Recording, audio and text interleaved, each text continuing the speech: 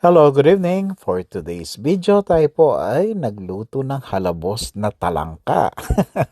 Ayan po ay masarap dun sa tinernong inihaw kong isda dyan. So, napakasarap sa mainit na kanin yan.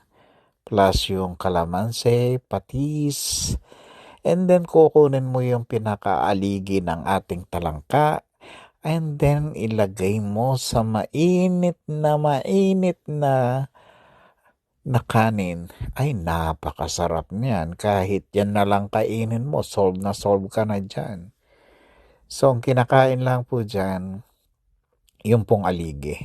Parang, yun ang malasa dyan. Kasi yung mga sipit dyan halos wala ka nang makain So, yun lang talagang aligi ng ating talangka. So tara po, kain na po tayo at napakasarap niyan, promise. Yan po ay halabos na talangka. So yan, nakita nyo naman talaga nagmamantika.